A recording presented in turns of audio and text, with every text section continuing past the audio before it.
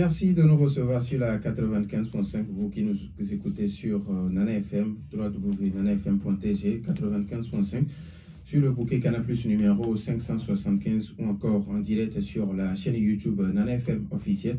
Nous sommes le 22 août 2024. Mesdames et messieurs, bonjour. Une fois encore, merci. Je suis Norbert Douadi et Georgette Clousset assure la mise en onde. L'actualité sociopolitique C24 au Togo est marquée par la publication du gouvernement de transition, mais certaines formations politiques et organisations de la société civile continuent d'appeler à l'unicité d'action de l'opposition. Unicité d'action ou unité d'action de l'opposition est-elle la seule option pour l'alternance tant souhaitée? C'est l'interrogation qui nous réunit ce matin et pour en parler, nous recevons dans notre studio Dr David Dossé. Docteur, bonjour. Oui, bonjour Norbert, bonjour à tous ceux qui nous écoutent. Alors, les auditeurs, vous avez donc la possibilité d'intervenir dans ce débat sur nos deux numéros, 91 09 71 71 ou le 96 61 58 58. Le débat de la NFM, c'est parti. Une fois encore, merci pour votre fidélité d'écoute à Nana FM. L'unité d'action de l'opposition est-elle la seule option pour l'alternance tant souhaitée? Alors, docteur, la première question, c'est de savoir qu'est-ce que vous pouvez considérer comme unité d'action de l'opposition? Alors, pour répondre clairement à la question, c'est lorsque vous avez un ensemble de forces qui s'inscrivent dans une action et qui estiment avoir les mêmes objectifs. Et donc, ces forces mettent en commun leurs énergies, leurs stratégies, afin de pouvoir atteindre ces objectifs. Donc, pour ce qui concerne le Togo, je crois que la riposte aujourd'hui, essentiellement, c'est de faire face à la forfaiture, le coup d'État constitutionnel, le renversement du régime constitutionnel de la 4e République. Et il est intéressant, effectivement, que tous ceux qui ont la même vue en termes de lutte et en termes de riposte puissent à un moment donné converger. Je suis convaincu que ça va se faire. Personnellement, je n'ai pas d'inquiétude. Il faut prendre le temps d'organiser cette convergence. D'accord. Docteur, selon vous, en quoi l'unité d'action de l'opposition peut-elle influencer les chances d'obtenir une alternance politique? Ça peut renforcer effectivement votre pouvoir de riposte, votre capacité de riposte. Vos forces sont en synergie. Et ça rappelle un peu l'adage de notre terroir ou l'adage africain qui rappelle qu'un brin de balai tout seul est facile à casser, alors que vous avez tous ces brins qui sont réunis, c'est extrêmement difficile de le faire. C'est peut-être imagé, mais c'est l'idée. Lorsque vous avez de façon esselée l'intention de vous battre contre un régime séculaire, enraciné, qui a la puissance financière, qui a la puissance des armes, seul, c'est extrêmement difficile. On n'a jamais dit que c'était impossible, hein. Vous savez, l'impossible, je pense que rien n'est impossible ici, mais c'est certainement beaucoup plus difficile que de se retrouver, mais se retrouver bien sûr dans un cadre où il y a des règles en termes de sincérité, en termes de communauté, de vue, de vision. Il n'y a pas d'agenda caché, les objectifs sont clairs et les actions sont claires. Il n'y a pas de coup fourré. Je pense que c'est important de mettre tout cela en place avant d'appeler à l'unité d'action. Parce que se retrouver ensemble dans un groupe où vous savez pertinemment que les intérêts peuvent être divergents, où vous savez pertinemment que parfois c'est une unité de façade, je pense que ce n'est pas la meilleure chose aujourd'hui. Alors, au cas où toutes les forces de l'opposition ne peuvent pas se mettre ensemble, alors est-ce qu'il y a d'autres alternatives qui pourraient être envisagées pour atteindre cette alternance? Oui, bien sûr, je pense qu'il faut prendre l'exemple d'autres pays. Dans d'autres pays où on a lutté pour la démocratie, on n'a jamais vu toutes les forces ensemble réunies pour lutter contre la dictature. Vous avez toujours un ensemble de forces qui arrivent à s'entendre et à œuvrer ensemble. Et une fois qu'elles démontrent leur capacité d'action, une fois qu'elles obtiennent l'adhésion populaire, je pense qu'elles évoluent. Et finalement, dans leur sillage, ces forces entraînent les autres et arrivent à convaincre et la communauté nationale et la communauté internationale de leur bonne foi et de la bonté de leurs actions en faveur des intérêts du peuple. Voilà. Donc, unité d'action, oui, dans des conditions de sincérité, oui. Tout le monde n'est pas obligé d'être ensemble, il faut le dire clairement, parce que dans tous les pays, on n'a jamais vu toutes les forces ensemble réunies pour faire tomber une dictature. Alors, quel rôle les leaders politiques peuvent jouer alors pour favoriser l'unité d'action de l'opposition? Ils ont certainement un rôle à jouer puisqu'ils sont responsables de formations politiques. Il y a des formations qui ont une très bonne implantation sur l'ensemble du territoire national, qui ont un rôle majeur à jouer en faisant en sorte qu'on puisse faciliter les tentatives de convergence, les tentatives de construction de coalition autour d'un intérêt minimal. Et je crois qu'ici, le dénominateur commun, ça reste la 5e République, qui est inacceptable. Nous ne l'acceptons pas en tant qu'organisation de la société civile. Nous allons continuer de marteler ce message. Le peuple ne l'accepte pas, parce que ça s'est fait dans des conditions inadmissibles. Et donc, je pense qu'aujourd'hui, c'est en tout cas un élément fédérateur, aussi bien au Togo que dans la diaspora. Et à partir de là, une fois que cet élément est sur la table, on peut au moins faire abstraction de beaucoup d'autres facteurs et se retrouver autour de cet élément pour construire quelque chose. Alors, professeur, depuis 24 heures déjà, l'actualité politique dans notre pays est marquée par la publication du gouvernement de transition et des réactions fusent de partout. Quelle est votre réaction au niveau du Front citoyen Togo Debout par rapport à ce gouvernement de transition? Disons que je vais peut-être m'exprimer en mon nom propre, puisqu'au niveau du Front, on n'a pas fait de réunion pour analyser cela. D'accord. Mais pour ce qui me concerne, c'est peut-être triste à dire, hein, mais en tant que citoyen, j'ai l'impression que c'est presque un non-événement. C'est le citoyen qui parle. Gouvernement de transition, pourquoi? Parce qu'on a voulu procéder à la naissance au forceps d'une nouvelle constitution que personne ne maîtrise, que personne ne comprend, et même les acteurs principaux qui sont au pouvoir, on a le sentiment qu'ils ont du mal à comprendre ce qui a été fait. On organise des rencontres avec les ambassadeurs, on organise des missions en Inde pour aller comprendre. J'avoue que pour moi, c'est un flou artistique. Et donc, si dans ça, on décide de façon transitoire de mettre en place un gouvernement, bon, on a l'impression que c'est les gens qui ont été nommés. Malheureusement, c'est triste à dire, hein, parce qu'il y a des gens qui sont au sein de ce ministère, qui sont des gens de qualité que je connais. Mais malheureusement, on a l'impression que c'est des gens qui ont été mis en place pour gérer les affaires courantes en attendant de comprendre où on va, de savoir où on va et de mettre sur pied un vrai gouvernement qui prendra en compte les intérêts, les intérêts du peuple togolais. Donc voilà, un non-événement, mais c'est le citoyen qui parle, bien sûr. Après, il faudra analyser pourquoi est-ce qu'on a mis autant de personnes dans ce gouvernement. Je crois qu'ils sont 35, sans compter la première ministre. Je crois que ça fait beaucoup pour un petit pays comme le Togo, pour un gouvernement dit de transition, ça fait énorme, 35 personnes. Il y a eu des changements, pas beaucoup.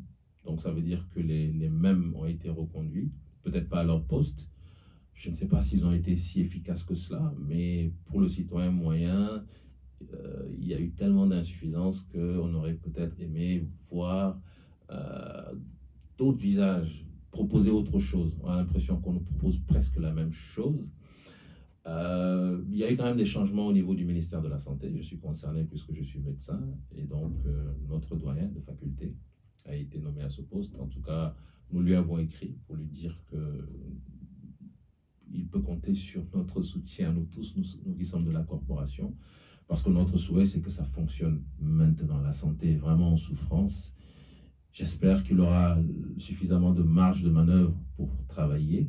J'espère que ce sera un technocrate à ce poste et non pas un politicien à ce poste. Je ne l'ai jamais connu en tant que politicien, je l'ai connu en tant que technocrate, et j'espère donc qu'il fera son travail de technocrate et qu'il aura la possibilité de dire que ça ne va pas, quand ça ne va pas. Et je crois que c'est important pour qu'on puisse redorer le blason de notre système de santé. Notre système de santé est vraiment très, très souffrant, très malade. Et vous vous souvenez qu'à l'époque de la pandémie, nous avions annoncé qu'il y aurait certainement d'autres pandémies, parce que le monde évolue et tout le monde, les scientifiques en sont convaincus. Il y aura d'autres crises sanitaires importantes. On nous parle actuellement de la variole du singe, Mpox, on nous parle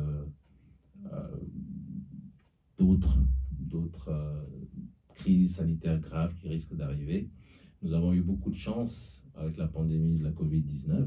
Il y a eu des décès, bien sûr, il y a eu des malades, bien sûr, mais globalement, on s'en est bien sorti. Pas parce que le système était très performant, non.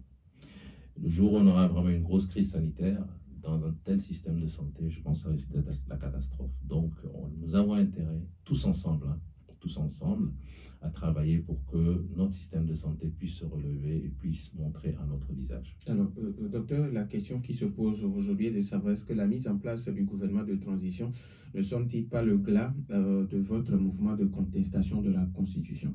Au contraire, nous avions dès le départ annoncé que pour nous, ce serait certainement un long mouvement qui allait s'inscrire dans la durée, mais qu'il fallait prendre cette fois-ci le temps de s'organiser. On ne serait pas dans la précipitation. Il ne s'agit pas de dire « Ah, il y a un gouvernement qui va être nommé, c'est un gouvernement de transition, qu'est-ce qu'on fait, oh là, oh là ?» Non, pour nous, il n'y a aucune inquiétude, ça n'a même pas d'impact sur nos actions.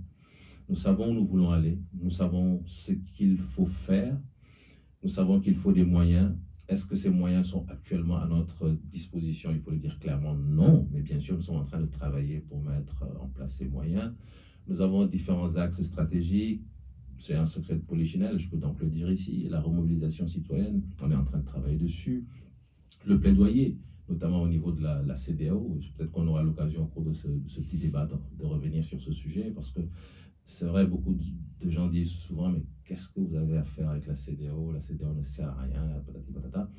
Je pense que c'est une réaction épidermique, c'est la première réaction superficielle lorsqu'on voit effectivement les œuvres de la CEDEAO sur le terrain. Mais lorsqu'on procède à une vraie analyse, il faut savoir que ceux qui sont en face de nous, eux, ne le pensent pas comme ça. Ils savent que la CEDEAO peut avoir un impact négatif sur leur capacité de perpétuation de leur système, et ils font tout en sourdine pour que leur plaidoyer porte des fruits au niveau de la CEDEAO, mais pas seulement au niveau de la CEDEAO. Vous savez, nous sommes revenus récemment d'Abuja, nous avons encore eu une longue discussion au niveau de la commission, et bon, tout n'a pas été dit clairement, mais on nous a clairement fait comprendre que la réforme que nous appelons de tous nos voeux, elle est imminente. Elle est imminente, elle se fera peut-être lors du prochain sommet en décembre, ou en tout cas lors du premier trimestre 2025, puisque la CEDEAO va fêter ses 50 ans, elle aura à cœur de présenter la réforme. Mais le risque aujourd'hui, c'est qu'il y a des pays qui forcent. Ils ont dit qu'il y a 2 pays, ils ont cité le Togo, ils n'ont pas cité le deuxième pays. Mais il y a des pays qui forcent pour que la réforme se fasse dans un sens, et nous avons tous très bien compris qu'il y aura certainement une disposition limitant le nombre de mandats présidentiels. Mais depuis le coup d'État, avec les leçons apprises du coup d'État au Togo, nous avons compris que ce serait une erreur grave de dire limitation des mandats présidentiels sans préciser qu'il faut une limitation des mandats des chefs d'État et des chefs de gouvernement. Ça, c'est la leçon apprise de la forfaiture de 2024 au Togo. Nous l'avons bien sûr appelé à la commission, ils en sont conscients, mais maintenant, il va falloir faire un vrai plaidoyer, pousser de toutes ses forces, pour qu'au sein de la CEDEAO, il y ait suffisamment de forces qui penchent de notre côté et qui disent oui, aujourd'hui, au vu de ce qui s'est passé au Togo, pour asseoir une vraie démocratie dans l'espace ouest africain, il faut que la limitation de mandat touche aussi bien le chef de l'État que le chef de gouvernement. Eux, ils sont en train de travailler à ça. Ils ont les moyens d'aller tout le temps vers d'autres chefs d'État, d'aller à la CEDEAO. Nous, c'est 1 fois dans l'année ou 2 fois dans l'année maximum qu'on a cette possibilité. Mais cela ne nous décourage pas. Nous ne dirons certainement pas que la CEDEAO ne sert à rien. Non, il y a un travail énorme à faire au niveau de la CEDEAO. Alors, il y a un auditeur qui vous demande, est-ce que vous vous adressez à la CEDEAO des peuples ou à la CEDEAO des gouvernants? Mais justement, nous en sommes tous conscients. Vous savez, à un moment donné, j'avais dit, c'était peut-être une formule un peu terre à terre, mais elle exprime beaucoup de choses. Je disais, la CEDEAO est à la fois le problème et à la fois la solution. À la commission, le débat a été posé et clairement, ils l'ont reconnu que effectivement, aujourd'hui, il y a un gros souci à la CEDEAO, c'est que les décisions finales appartiennent à la conférence des chefs d'État. La commission réfléchit, analyse, fait de belles propositions, mais au dernier moment, parfois, alors que la commission a fait des recommandations, il y a même un exemple qui nous a été donné, je n'irai peut-être pas au bout de l'exemple, mais c'était par rapport aux élections législatives au Togo. Une mission est venue et a fait des recommandations. Et ces recommandations ont été mises de côté. Et ce sont d'autres décisions qui ont été prises par la conférence des chefs d'État par rapport aux élections législatives au Togo. Donc, les gens ont reconnu et nous ont dit, écoutez, surtout ne pensez pas que vous devez accepter cette situation en tant que société civile. Aujourd'hui, s'il y a une force sur laquelle nous pouvons compter en tant que commission, c'est sur vous, société civile ouest-africaine. il reste 4 mois de travail à faire. Et il ne faut pas se dire, ouais, bon, la CEDEAO, c'est la CEDEAO des chefs d'État, donc bon, ça ne sert à rien. Et je vous assure que si vous faites ça, c'est que vous venez aujourd'hui de donner la victoire à ceux que nous sommes en train de combattre. Parce que pour eux, la CEDEAO, c'est la CEDEAO des chefs d'État et ça ne doit pas changer. Donc il y a un travail à faire, nous avons 4 mois pour le faire. À chaque fois que vous avez la possibilité de rencontrer des gens, d'aller vers des chefs d'État que vous connaissez, de pousser, n'hésitez pas, avec le peu de force que nous avons, nous sommes certainement en mesure de faire bouger les montagnes. 91 09 71 71 ou le 96 71 58 58. Les auditeurs, vous avez maintenant la possibilité sur ces 2 numéros, mais après la courte pause.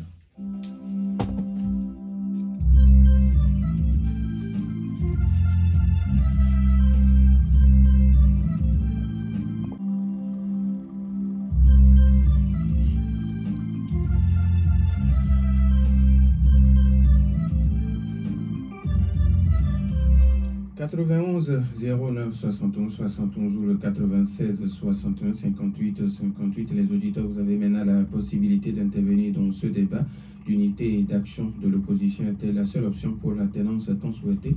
Est-ce que nous avons déjà un auditeur en ligne? NFM, allô? Oui, bonjour. Oui, bonjour. Oui, c'est M. Félix. Monsieur Félix, vous nous appelez de à Guadeloupe 4. Est-ce que vous pouvez diminuer un peu le volume de votre poste récepteur? Ok. C'est bon? Oui, ça peut aller. Ok, je salue l'invité du jour. Bonjour. Qui n'est pas assez, je dirais, complexe, mais très simple, quoi. Ok. Et moi, je vous demandais si c'est l'unicité d'action qui peut faire sortir, ou bien qui peut faire sortir le Togo de cette situation.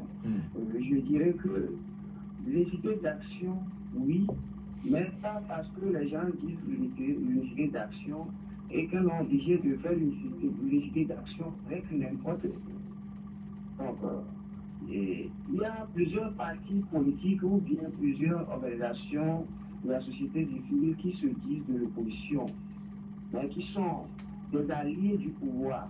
Donc on ne peut pas faire une unicité d'action avec ces gens-là. Vous voyez, parce que l'opposition est plurielle au Togo. Donc l'unicité d'action, c'est bon. Mais avec qui? Ok, j'aimerais poser une question à notre invité. Quel est son apport, comment lui voit la politique togolaise par rapport à la nomination du maire Gomago, qui est de l'AFC, et maintenant l'AFC qui est contre cette constitution, et voilà lui qui a débouché et un des leurs. Merci beaucoup. Merci à notre ami Félix de Toglikopé. 91 09 71 71 ou le 96 61 58 58. Nous avons notre auditeur en ligne. NFM, allô? Oui, allô? Pélé, bonjour. Bonjour. Allez-y, on vous écoute. Professeur, bonjour. Monsieur Pélé, comment vous allez? Très bien. Ok, l'unité d'action pour faire l'affaire, c'est-à-dire aller au changement d'alternance. Est-ce que c'est ça une réalité? Moi, je peux dire oui et non. D'abord non, parce que en 98, c'est le seul qui a battu à plat Monsieur le Président Eyadema. En 2003, c'est le seul qui a battu à plat le Président Eyadema. En 2005, c'est une coalition de 6 partis politiques qui a battu à plat Sonia Singé. En 2010, c'est une coalition FRAC qui a battu à plat Sonia Singé. En 2015, c'est qu'en 2015, une coalition qui a battu à plat Sonia Singé. En 2020, c'est la DMK, une coalition qui a battu à plat Sonia Singé. Vous voyez, tout ça là, il n'y avait pas une coalition, mais on devait avoir l'alternance. Maintenant, où se trouve le oui? C'est parce que l'opposition même ne s'organise pas pour dire que quand Mon frère a gagné, je dois le soutenir. C'est ça qui est essentiel. L'organisation de l'opposition, quand on parle d'une unité d'action, mais plus d'action, quand vous gagnez et que vous êtes dans une même logique, que la personne ou bien ton frère a gagné, et soutenez-le. C'est tout. Maintenant, je voudrais en venir, quand on parle toujours d'une coalition, bien aujourd'hui une unité d'action. Je ne voudrais pas lancer et interpeller le professeur. Le 30 juin dernier à Cassé, il y a un incident qui s'est passé pour une unité d'action que le professeur, je ne sais pas si jusqu'à présent, il est en train de faire comment il faut faire pour atteindre cet objectif-là, c'est-à-dire qu'il devait être une unité d'action. Merci. Merci à vous aussi, Pélé. 91 09 71 71 96 61 58 58. Nana FM, allô? Oui, allô. Michel, bonjour. Oui, bonjour, monsieur Norbert. Comment allez-vous? Je vais bien. D'accord, allez-y, on vous écoute. Bonjour, professeur. Bonjour. Et je crois que parler d'unicité d'action, c'est ce qui normalement est normal. C'est ce qui est logique. Et en réalité, cette histoire de constitution qui nous est tombée sur la tête devrait normalement ou naturellement réunir les gens si réellement les gens sont de bon sens. Mais comme vous le savez, les gouvernants ou bien le régime en place a toujours fabriqué ses opposants. Ils seront quand même là juste pour écouter, savoir quelles sont les stratégies que vous utilisez. Et on les connaît comme ça sous cet angle. Mais moi, je suis toujours, ça dit triste, dans la mesure où l'actuel chef secrétaire du gouvernement a eu le courage de nous le dire, d'aller chercher les armes. Et si les armes étaient des coucous qu'on achetait au marché, je crois qu'il en aurait déjà eu pour son compte. Mais je crois que vos actions également vers, comment on l'appelle, la CEDEAO, que nous décrivons tous, je crois qu'à un moment donné, ils auront honte et ils seront obligés de dire au moins que ça, là, ce n'est pas moral. Parce que ce qu'on fait avec nous au Togo, c'est comme si on veut faire plaisir aux gens à l'extérieur et on fait souffrir les Togolais, c'est-à-dire dans leur âme. Ça, c'est plus que le terrorisme. Donc, moi, je crois que cette CEDEAO-là peut, une fois au moins, dans un sursaut d'orgueil, au moins reconnaître que ce qui se passe chez nous est vraiment hors du commun. Et ça dit que ça n'existe pas. C'est-à-dire, dans quelle situation vous pouvez traiter vos populations de la sorte pour dire que ils ont dit que les ministres qui étaient qui ont démissionné, le gouvernement qui a démissionné, ne doit pas engager le pays, les ministres ne doivent pas le faire. Mais pourquoi les députés qui étaient en fin de mandat ont engagé le pays dans cette situation? C'est dire que les gens sont nourris dans l'incohérence, dans la mimosité totale. Merci beaucoup à Michel. Nous avons un autre auditeur en ligne, Nana FM. Allô? Allô, bonjour Norbert. Monsieur Gado, comment allez-vous? Ça va très bien, professeur, bonjour. Bonjour, bonjour. Vous savez, moi j'appuie Michel et Pélé, parce que quand un parti politique de l'opposition gagne les élections, les autres ne soutiennent jamais. Moi je ne comprends pas. Jusqu'aujourd'hui, bon, d'autre part, croyez-vous que la CEDEAO peut faire quelque chose pour le Togo? Le train du Togo est parti depuis longtemps. L'Union est partie depuis longtemps. Qu'est-ce que la présidente peut faire à l'Union dans ce pays? Expliquez-nous, merci, bonne journée. Merci et bonne journée à vous aussi, monsieur Gado. 91 09 71 71. Nana FM, allô? Oui, allô, bonjour. Mas Dadido Gomé, bonjour. Bonjour, professeur. Bonjour. Bon, pour ce qui est du thème du jour proposé par M. Douadi, l'unité d'action des partis politiques, je pense que la preuve vient encore d'être faite. Moi, je le dis depuis des années que le problème togolais, c'est les partis politiques. D'une part, la pléthore pour embrouiller les votes et créer des partis fantoches dans les trucs. Et la preuve qui vient d'être faite, c'est un membre imminent de l'ANC qui se retrouve dans ce gouvernement.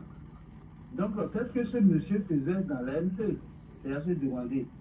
Donc, pour moi, c'est au peuple, à travers les OSC, de s'organiser avec la diaspora et, comme le propose le professeur, de voir aussi avec la FEDEAO pour que les choses puissent changer. Deuxièmement, je vais aller rapidement. Oui, allez-y. Et pour les virus et les microbes, nous apprenons souvent que ce sont des instruments manipulés dans les laboratoires par les firmes pharmaceutiques, parce que ces firmes vivent des médicaments qu'elles vendent. Est-ce que c'est vrai que ces vecteurs sont manipulés dans les laboratoires pour nuire aux gens? Merci, bonne journée. Merci et bonne journée à vous aussi. Papa Siviti, bonjour.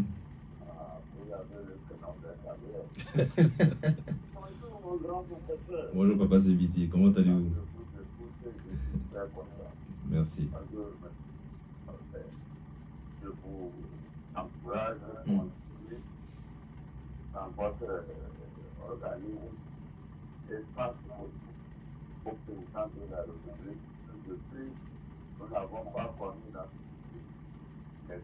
des progrès comme ça. Que le président de notre président,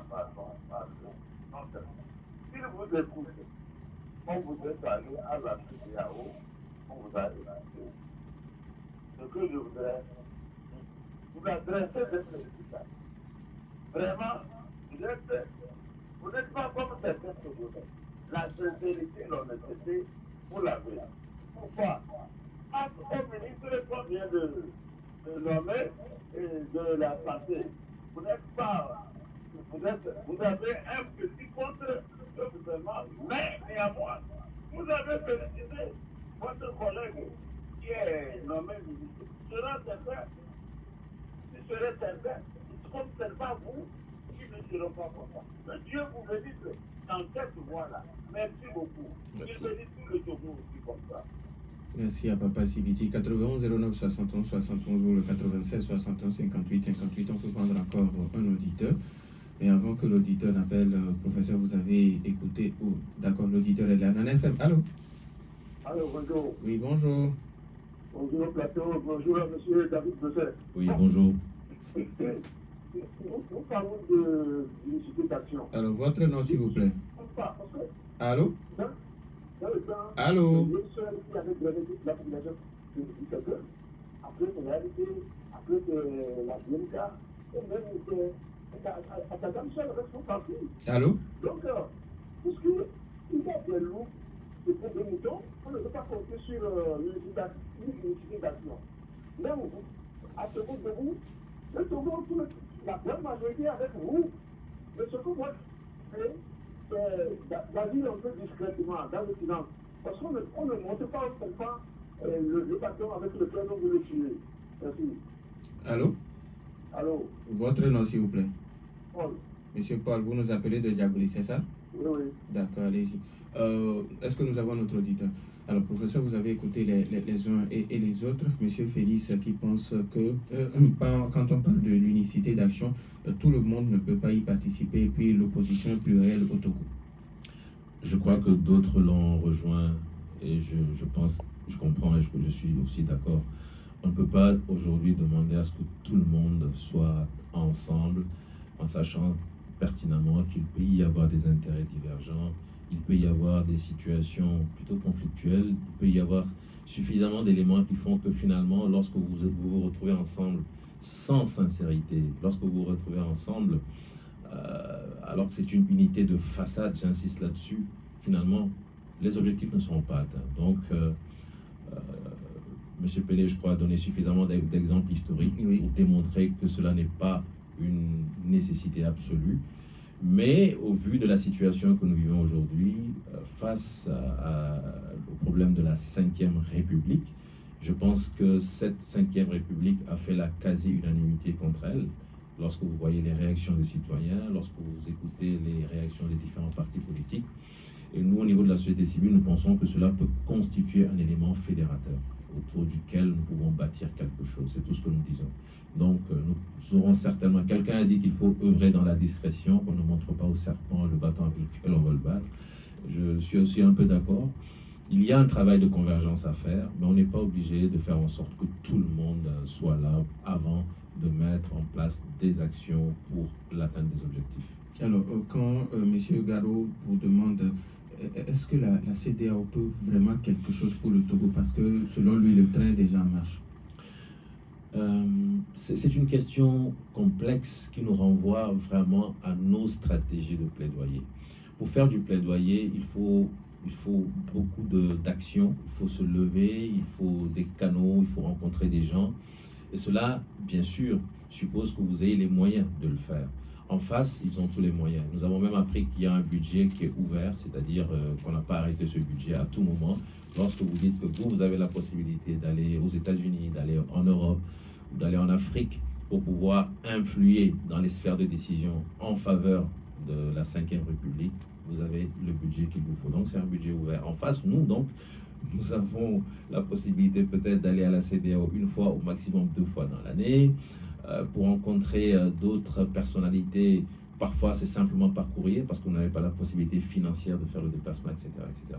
J'étais à Dakar et j'avais rencontré également quelqu'un qui travaillait aux États-Unis, qui est de la diaspora sénégalaise, mais qui travaille aux États-Unis, qui nous a dit « Ah oui, nous avons appris que votre gouvernement a même envoyé une mission aux États-Unis. Je ne peux pas vous donner exactement le nom de la personne. » Il cherchait un peu le nom, il hésitait entre Jeffrey ou autre, il a hésité. Mais il a dit « Vous savez, aux États-Unis, il y a des gens qui sont là pour ça. Ils sont payés extrêmement cher. Mais lorsque vous les payez, ils vous ouvrent les oreilles, ils vous ouvrent les canaux. Vous allez voir des gens au Sénat, vous allez voir des personnes influentes. Et c'est comme ça que le gouvernement, lui, construit son plaidoyer. Donc, quand nous sommes là en train de crier haut et fort à bas la CEDEAO, d'accord, c'est vrai, à bas la CEDEAO, parce que la CEDEAO nous a trahis à maintes reprises, et je n'ai pas manqué de le leur rappeler lorsque j'y étais encore récemment. Mais en même temps, il y a un travail à faire. Ce n'est pas parce qu'on a dit à bas la CEDEAO qu'on tourne les talons et qu'on s'en va. Il y a un travail à faire pour que désormais la CEDEAO prenne en compte nos éléments, nos problèmes, et que peut-être, lorsqu'il s'agira de trahir encore une fois le peuple togolais, que les gens de la CEDEAO se disent, bon, on l'a fait une fois, 2 fois, ils sont venus nous voir, ils ont dit des choses, peut-être que cette fois-ci, on devrait essayer de changer un peu notre fusil d'épaule. Donc, il y a ce travail qu'on doit faire.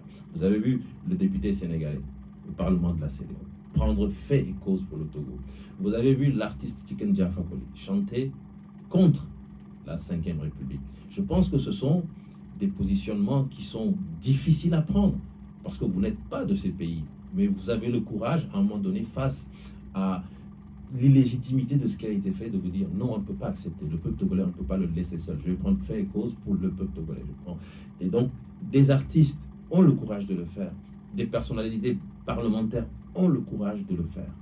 Si nous disons ah bah la CEDEAO, c'est la CEDEAO des peuples, c'est comme si nous avions trahi ces personnes. Donc, il y a ce travail de plaidoyer à faire. Il faut qu'on se remobilise, qu'on puisse dire à ces personnes merci de nous avoir soutenus. Nous aussi, nous sommes là pour le combat. Nous sommes prêts pour le combat. Donc, je pense qu'il est temps de se réveiller. Je l'ai dit, il nous reste 4 mois au maximum avant la possible réforme. Le gouvernement togolais, le régime est en train de travailler pour que cette réforme se fasse dans un certain sens.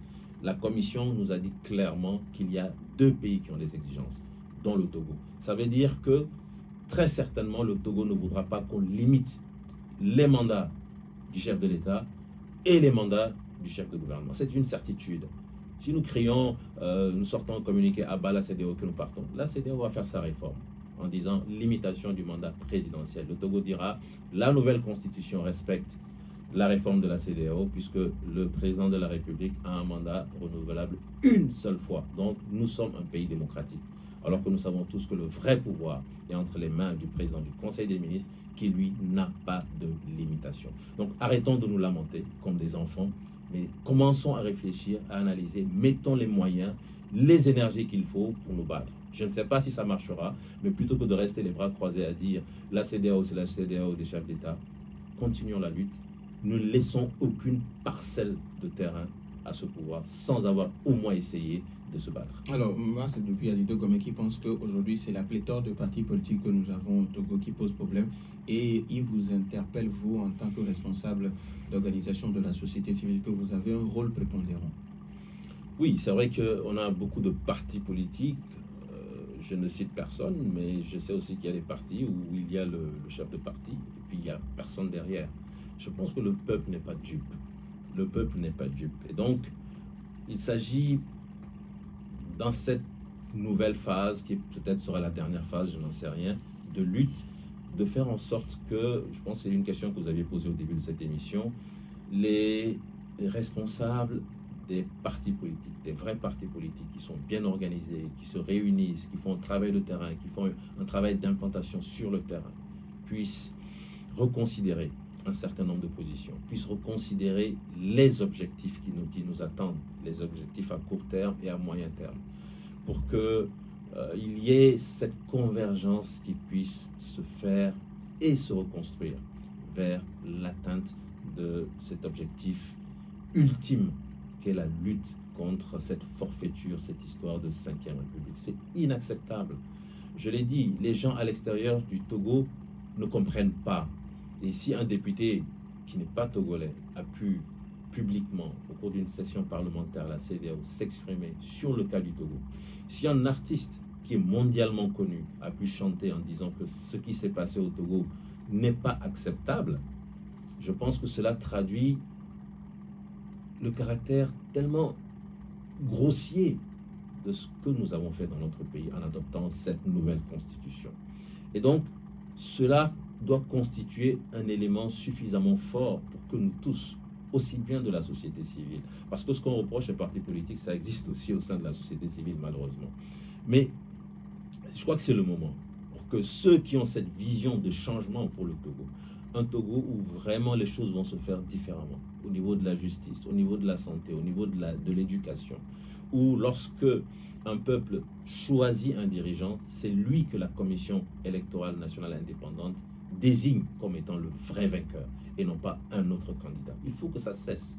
Nous sommes en 2024, nous avons déjà entendu tout à l'heure en arrivant sur RFI que le Sénégal est en train de lancer son premier satellite. Je crois que c'est comme ça qu'un pays s'épanouit, c'est comme ça qu'une nation s'épanouit, lorsqu'on met en place les vrais problèmes de société.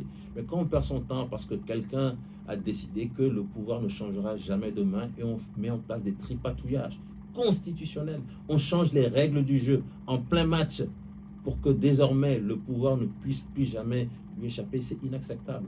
Le peuple togolais ne va jamais se développer dans ces conditions. Il faut le dire clairement.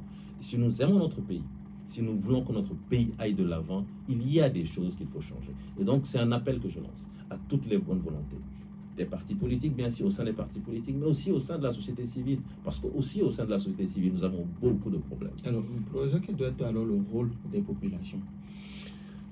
Je crois que les populations ont aussi un rôle à jouer. Dans cette phase où nous n'avons pour le moment pas d'élection, où nous attendons tout simplement que les populations se mobilisent, les populations ont un rôle énorme à jouer. Et quand vous rencontrez au cours des séances justement consacrées au plaidoyer, quand vous posez le problème du Togo, les gens vous disent, mais on a le sentiment que finalement les populations ont accepté, le peuple togolais a accepté cette forfaiture. Moi je leur dis non, le peuple togolais n'a pas accepté. Quand vous discutez avec les gens expriment leur mécontentement, leur frustration, leur indignation.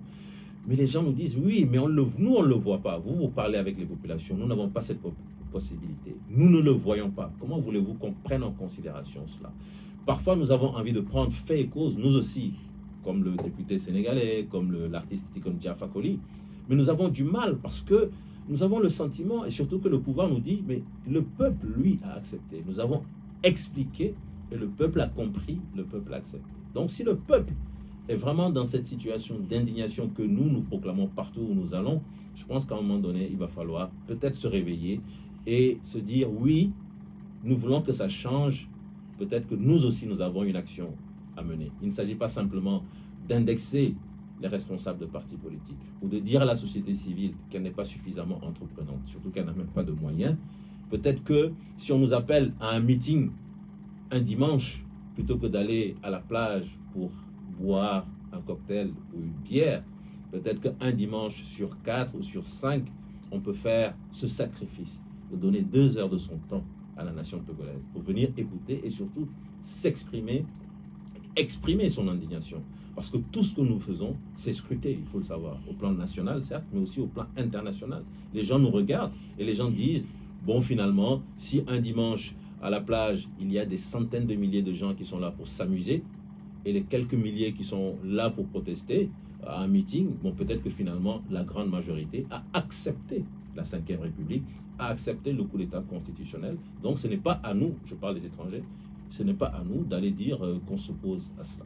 Alors, il y a une question de Massadopi Adido Gomé, qu'en parlant des virus, il pense que ce sont des instruments qui sont manipulés par des firmes pharmaceutiques. Il vous demande si c'est vrai. Je ne sais pas, parce que c'est vrai que c'est des théories qu'on entend, mais on n'a jamais eu de preuves véritables. Bon, c'est peut-être vrai, mais il faut aussi peut-être disposer de ces preuves.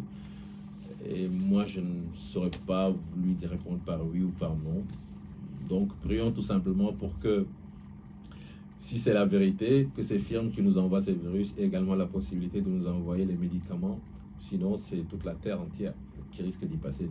Alors, docteur, il nous reste pratiquement 1 minute. Si vous avez un message à l'endroit des populations. Oui, alors, je suis content que vous ayez posé le problème en termes d'action en provenance du peuple togolais. Je pense qu'il est temps que nous nous réveillions. Nous avons tous démontré, nous avons tous compris que la Ve République, c'est un coup d'État, c'est une forfaiture, et même ceux qui ont perpétré ce coup d'État, on a l'impression qu'ils ne comprennent pas trop ce qu'ils ont fait. Je me souviens que le ministre Bawara avait dit qu'en 92, nous n'avions pas pris le temps de savoir qui nous étions.